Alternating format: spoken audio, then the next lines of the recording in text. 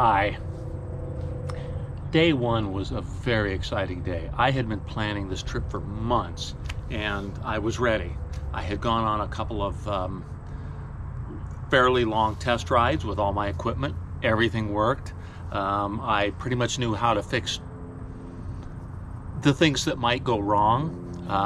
I knew that changing a tubeless tire would be tough, but I ended up not getting any flats at all. So, but day one was really exciting. My sister Nancy was staying there and at my house, and several friends came over and neighbors came over to wish me well, and I was excited. I was really excited to get going, and I took off and went along some of the routes I usually go on when I ride, and it felt kind of weird leaving. It was a strange feeling that I was going on a ride, but this time I wasn't coming back so quickly.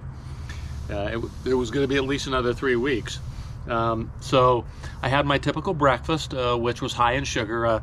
I think I had a waffle and an egg and some syrup, and that was good. And wore my Arizona shirt because that's where I was heading. And made sure I had a little sign on my bicycle that said "Live in the Now." The ability to live in the now and mindfulness was something that was really important to me and had changed my life recently. And I thought if I couldn't live in the now on a bicycle trip like this, I was in trouble. But started off on my ride, and hi everyone. 3 miles down and 1,047 to go. Love all you guys. And went through some of the rural areas of Boulder, and then you leave Boulder on Highway 36 and you get kind of to the top where you look at the city. And I did that, and that was really nice to be able to see that, because I had ridden up there so many times on my way to work. It just doesn't get any better than this. Yeah, pretty dang nice.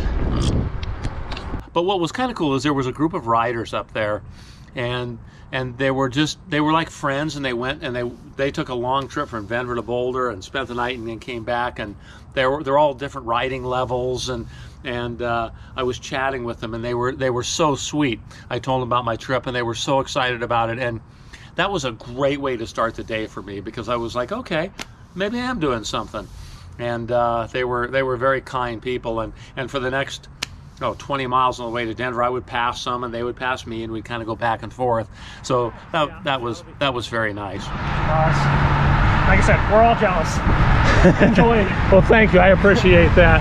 You guys take care.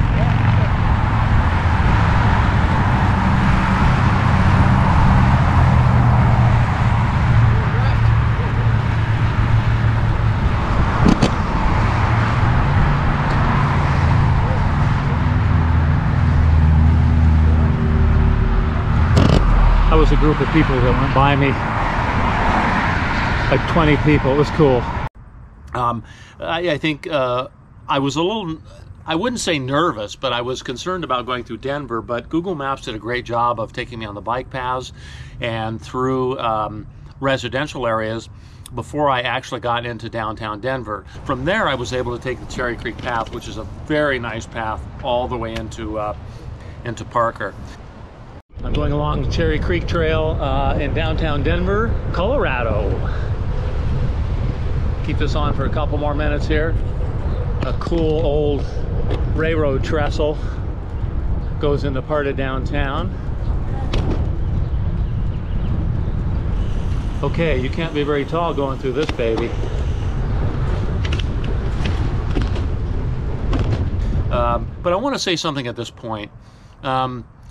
Really briefly, or relatively briefly. One of the things about being mindful is not worrying about the future. Worrying about the future causes anxiety, and the future doesn't exist. And many times when we think about the future, we worry, we become anxious. And there were a million opportunities on a trip like this to worry and be anxious.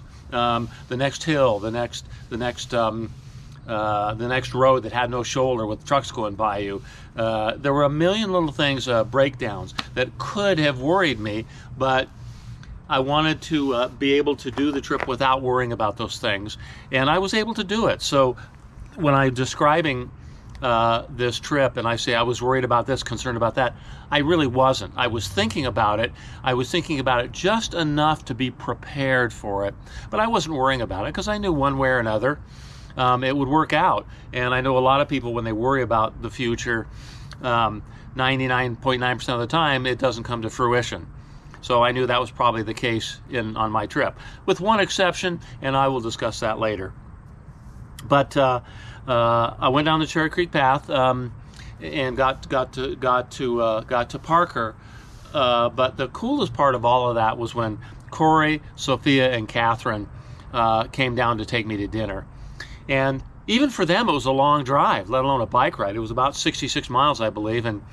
But they took me to the dinner, and there's a picture of the dinner I'm showing. Not just because it was a dinner, but because it was the last really good meal I was going to have for quite some time. Actually, yeah, all the way till. But I had a good one in Alamos and one in Santa Fe. But it was really wonderful to have a meal that good, and just to see them meant so much to me. I had a little bit of a difficult time not being emotional on that because. It was just so cool that they came down. It meant so much to me. In a way, it was the highlight, one of the highlights of my trip, and I really enjoyed that. One other thing too, as you take a look at the picture of the map, it's a great.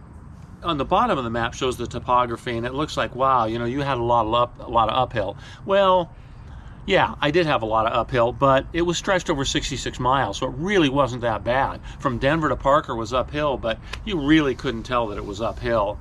And you'll see that on some of the maps on the days that I describe. There were the other thing I want to mention too was that never ask people what it's going to be, what the road like is ahead, unless they're on a bicycle. So many times they would say, "Oh, it's downhill." Yeah, right. You start at 4,000 feet and you end up at, well, if you start at like 7,000 feet and end up at 4,000 feet, that's not downhill. It's like this. So you really can't tell the difference. I wanted to mention that in all of this. But it was a good day. It was 66 miles, and the longest ride I'd done before this trip was 60 miles, so it was farther than my longest ride. I didn't train that hard for it, and before the trip I had actually had some knee problems riding, and I'd never had that before, and I ended up taking essentially 2 weeks off. And I thought, oh man, 2 weeks off, that might have been my savior. The fact that I was able to rest for 2 weeks was I think was huge.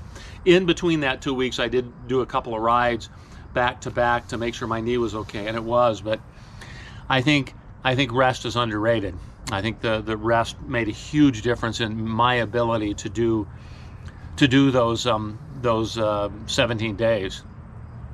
And one thing too that I'll note is that I got stronger on that trip. I thought, halfway through I would be exhausted. Every day riding a 67-pound bicycle would really get to me. Well, it did a little bit, but I also got stronger, and I was able to do rides near the end of the trip that I couldn't have done at the start of the trip. So that doesn't really relate to day one, but I wanted to mention that.